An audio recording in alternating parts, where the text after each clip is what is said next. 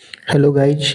आज हम इस वीडियो के माध्यम से पढ़ेंगे नरेशन, जिसमें इम्परेटिव सेंटेंस यदि इन्वर्टेड कमास के भीतर इम्परेटिव सेंटेंस रहता है तो उसको डायरेक्ट स्पीच से इनडायरेक्ट स्पीच में कैसे बदलेंगे। जैसे मान लीजिए कि हमारे सामने के एग्जाम्पल है, ही शेड इन्वर्टेड कमा के अंदर है bring a glass of water.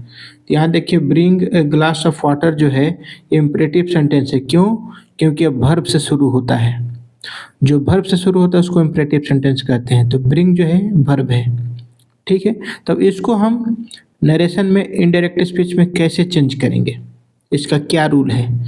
तो देखिए यहाँ पर रूल मैं लिखा हूँ, जब इन्वर्टेड कमास के भीतर इम्परेटिव सेंटेंस हो तो रिपोर्टिंग वर्ब को अर्थ के अनुसार, जैसा अर्थ है उसके अनुसार टेल में या आस्क में या ऑर्डर में, कमांड में, रिक्वेस्ट में, एडवाइस में बदल लें। उसके बाद डायरेक्ट स्पीच में ऑब्जेक्ट रहे या न रहे, इनडायरेक्ट स्पीच में रिपोर्टिंग वर्ब के बाद ऑब्जेक्ट अवश्य दें। यदि मान लीजिए वर्ब के पहले प्लीज आ रहा हो, काइंडली आ रहा है, उसको हटा दें। उसके बाद इन्वर्टेड कमास को टू या नॉट टू में बदल दें, ठीक है। जैसे हमारे सामने की एग्जांपल है, सबसे पहले देखिए, he said bring a glass of water. इसको क्या करेंगे, यहाँ पर सेड है रिपोर्टिंग वर्ब, ठीक है। रिपोर्टिंग वर्ब के बाद कोई ऑब्जेक्ट नहीं है, तो हम इसको इनडायरेक्ट स्पीच में बनाएंगे तो एक ऑब्जेक्ट अवश्य लेंगे। जैसे ही, यहाँ पर टोल्ड करता हूँ, ही टोल्ड या ऑर्डर्ड जो भी है आप कर लेना। ही टोल्ड, मैंने ऑब्जेक्ट ले लिया, ही टोल्ड मी, ऑब्जेक्ट अपने आप से ले लिया। मी, इन्वर्टेड कमा को हटाएंगे तो इसको टू में चेंज कर देंगे, तो यहाँ पर लिख दिया टू। उसके बाद ये सेंटेंस को क्या करेंगे, उतार देंगे। Bring a glass of water. बहुत ही सिंपल है, बहुत ही आसान है, ठीक है। आपके सामने देखिए दूसरा सेंटेंस है, he said to Sita.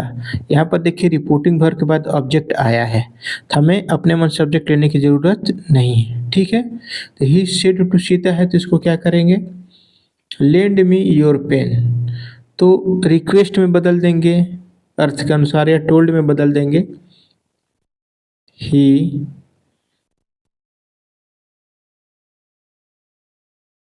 He requested Sita.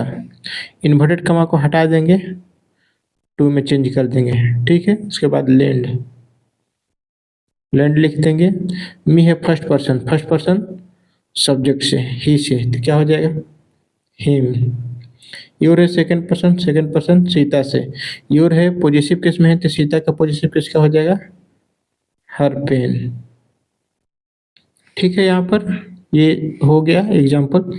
फिर तीसरा नंबर जो है एग्जाम्पल देखते हैं कैसे बनेगा ये। तीसरा नंबर जो एग्जाम्पल है, he said do as I say. तो इसको ऐसे ही बना सकते हैं, ही सेड को ऑर्डर में चेंज कर सकते हैं, ORDER। सेड पास्ट इंडेफिनिट में है, इसको पास्ट इंडेफिनिट में चेंज कर देंगे। ही ऑर्डर्ड, ऑब्जेक्ट ले लेंगे मी, ही ऑर्डर्ड मी, इन्वर्टेड कमा हटाएंगे टू। उसके बाद डू एज, आई को फर्स्ट पर्सन सब्जेक्ट से बदल देंगे, ही से, तो आई का ही हो जाएगा। से है वर्ब का पहला रूप, तो यहाँ सेड हो जाएगा। प्रेजेंट इंडेफिनिट को पास्ट इंडेफिनिट में चेंज कर देंगे। He ordered me to do as he said, ठीक है।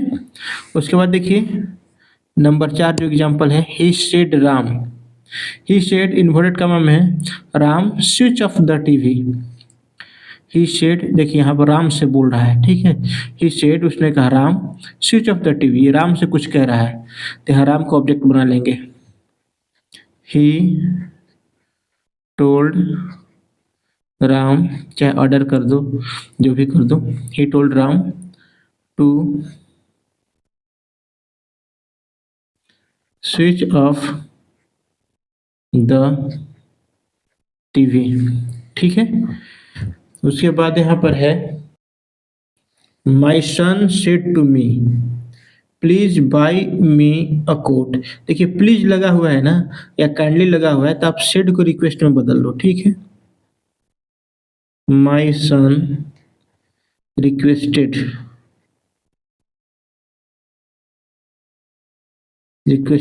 मी, ठीक है। प्लीज को हटा दीजिए, रिक्वेस्टेड लिख दिया तो प्लीज हट जाएगा।